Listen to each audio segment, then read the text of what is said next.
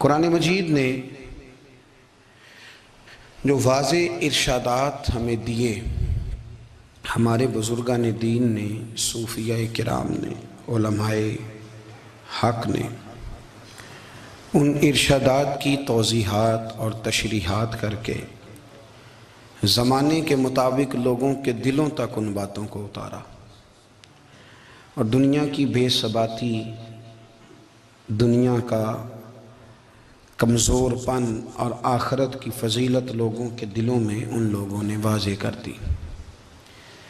یہ سلسلہ سیدنا امام زین العابدین رضی اللہ تعالیٰ عنہ سے لے کر آج تک صوفیاء اور اولیاء کی جماعت میں جاری و ساری ہے۔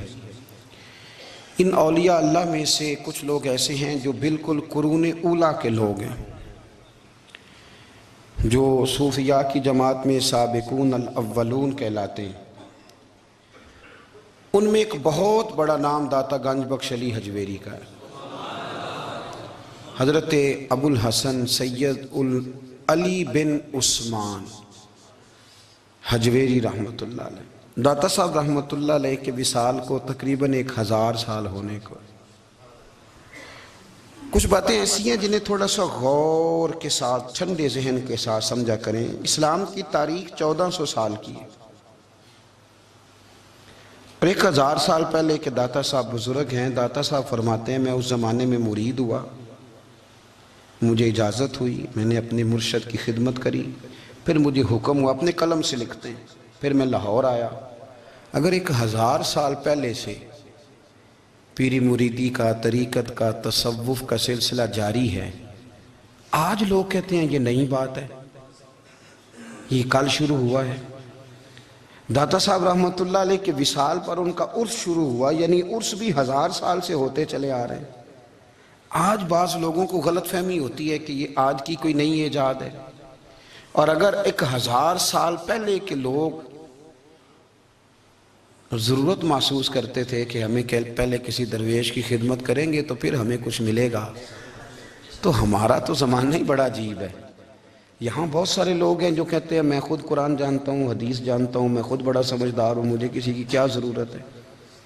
بہت ساری چیزیں ایسی ہیں جنہیں ہمیں غور سے دیکھنا چاہیے۔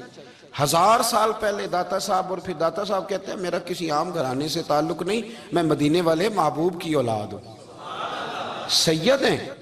اس کے باوجود ایک جگہ پہ گئے ہیں، تربیت لی ہے، پھر وہ لاہور تشریف لائے ہیں، اور داتا صاحب فرماتے ہیں کہ میں ہندوستان کے اس ایریے میں آ کے بیٹھا ہوں جہاں زندگی کی سہولیات بھی پوری میسر نہیں ہیں مجھے۔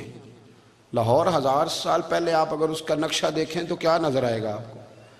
جن لوگوں نے ابھی 40 سال 35 سال پہلے لاہور کو دیکھا ہے وہ بھی جانتے ہیں اس کی کیفیات کیا تھی۔ تو 1000 سال پہلے کا لاہور جہاں داتا صاحب تشریف لائے، داتا گنج بخش علی حجویری نے وہاں بیٹھ کر قرآن و سنت کی تشریحات کی۔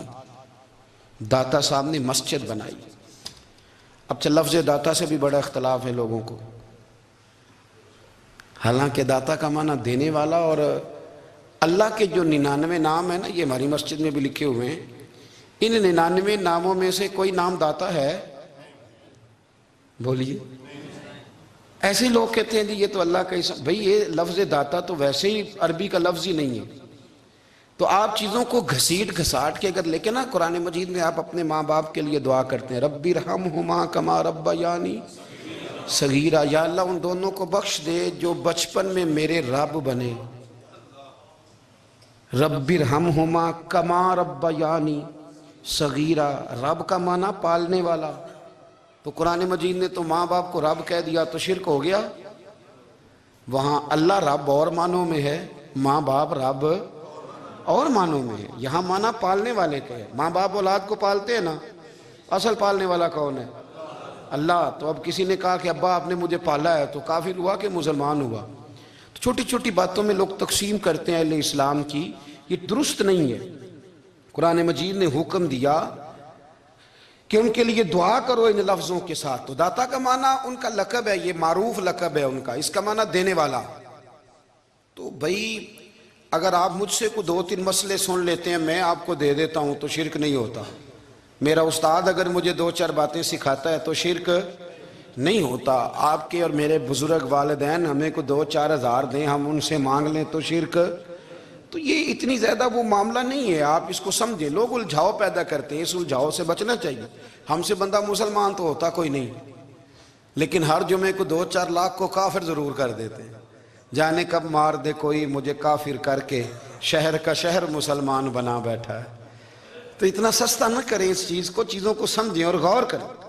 تو داتا صاحب رحمۃ اللہ علیہ نے قرآن و سنت کی تشریحات کی. اب ایک بات میں کہنے لگا ہوں، داتا صاحب رحمۃ اللہ علیہ، بابا فرید صاحب رحمۃ اللہ علیہ، حضرت شیخ عبد القادر جیلانی غوث پاک رضی اللہ تعالیٰ عنہ، یہ وہ بزرگ نہیں ہیں کہ جن کی تاریخ دفن ہے، جن کا کوئی پتہ نہیں کہاں سے آئے، کہاں گئے، کیا تھے، کیا کرتے تھے. یہ وہ اس طرح کے لوگ نہیں ہیں. ان لوگوں کا کلام اصل صورت میں آج بھی دنیا میں موجود ہے. بابا فرید کی تحریریں موجود ہیں، حضرت غوث پاک کی کتابیں موجود ہیں، داتا گنج بخش علی حجویری کی کشف المحجوب شاید دنیا کی ہر زبان میں ملتی ہے. اب میں جو بات کہنے لگا ہوں اس پر غور کرنا. اگر کشف المحجوب آپ پڑھیں نا ساری، تو سب سے پہلے وہاں ملنگوں کا داخلہ بند ہوگا. کوئی ملنگ آپ کو نظر نہیں آئے گا، چونکہ داتا صاحب کی تعلیمات بالکل اس کے برعکس ہیں. فوری طور پر وہاں عورتوں کا داخلہ بند ہوگا، چونکہ داتا صاحب کی تعلیمات اس کے بالکل برعکس ہیں. میلے ٹھیلے یہ ساری چیزیں وہاں بند ہوں گی. یہ کوئی کہیں نہیں داتا صاحب نے کہا کہ پنڈی سے پیدل آنا بڑے بڑے جھنڈے اٹھا کے اور میرے مزار پہ حاضری دینا. داتا صاحب اس کے مخالف ہیں، اس لیے کہ وہ کوئی ایسی چیز تو نہیں کہ وہ دفن ہے.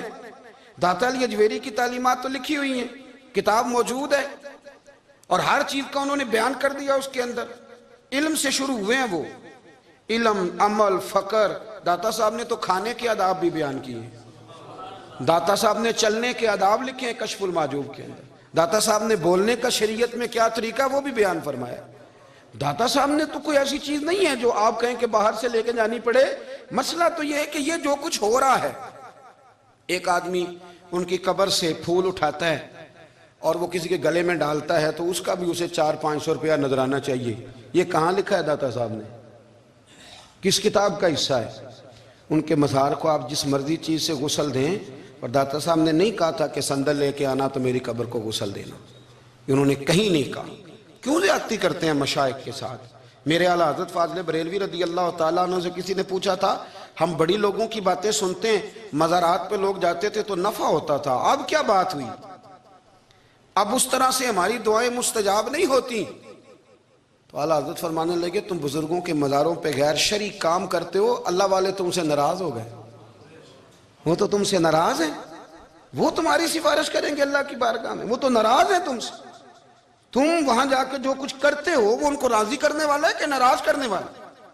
تو داتا صاحب نے تعلیم، سب سے پہلے آپ نے اسبات علم کا باب باندھا ہے، اور آیت یہ لکھی ہے پہلے، انما یخشی اللہ من عبادہ العلماء. آپ فرماتے ہیں علم ہوگا تو بندہ اللہ سے ڈرے گا. اور بڑی یہ سخت بات ہے، پر داتا صاحب نے لکھی ہے، میری مجبوری ہے، تعلیمات داتا گنج بخش موضوع ہے، یہ بات کرنی پڑے گی. داتا صاحب کہتے ہیں جو بندہ بغیر علم کے فقیری کا دعویٰ کر جائے وہ اسی طرح ہے جس طرح کنویں کے گرد بیل پانی نکالنے کے لیے گھوم رہا ہوتا ہے. وہ چلتا تو رہتا ہے پر اس کی منزل کوئی بھی نہیں ہوتی، وہ گھومتا تو رہتا ہے پر اسے نتیجہ کوئی ملتا نہیں. فرماتے ہیں وہ اس بیل کی طرح ہے کہ گھومتا تو رہے گا پر کوئی منزل اسے میسر نہیں آئے گی. اگر کوئی منزل لینا چاہتا ہے تو پہلے اللہ کی کتاب پڑھے اور مدینے والے محبوب کی حدیث یاد کرے، پھر اسے منزل نصیب ہوگی، ورنہ اس کے لیے کوئی رستہ تعین ہو سکتا. اور داتا صاحب نے پھر حدیث لکھی نبی کریم علیہ السلام کی. فرماتے ہیں کچھ علم حاصل نہیں کرتے، کچھ علم لیتے ہیں پر اس سے نفع نہیں لیتے، پتہ ہوتا ہے پر عمل نہیں کرتے. آپ نے حدیث لکھی ہے، نبی کریم علیہ السلام نے فرمایا اللہم انی اعوذ بک من العلم لا ینفع. اے اللہ میں اس علم سے تیری پناہ مانگتا ہوں جو علم تو ہو پر اس سے نفع نہ اٹھایا جا سکے، جو علم تو ہو پر اس پر عمل نہ ہو. داتا صاحب رحمۃ اللہ علیہ فرماتے ہیں علم ہمیشہ اس لیے سیکھنا کہ اللہ تبارک و تعالیٰ تمہیں اس کا نفع عطا کرے. اور پھر آگے بڑھتے ہیں تو آپ فرماتے ہیں جب علم سیکھ لو تو پھر نہ اللہ رسول سے عشق کرنا. فرماتا صاحب کہتے ہیں پہلے علم سیکھ، پھر اس کے بعد اللہ رسول سے پیار کر، اور پیار والی نماز پڑھ، مشقت والی نہ پڑھ، یعنی بوجھ والی نہ پڑھ کہ اب میری جان چھوٹ جائے تو میں بھاگ کے جاؤں، تم ادھر بیٹھو تو میں دوڑ کے نماز پڑھ کے آیا، یہ والی نماز نہ پڑھ۔ پھر تو آیا تو پھر ذوق پیدا کر، پھر تیرے اندر شوق ہو، پھر تو توانائی والا جذبہ رکھے دین کے معاملے میں۔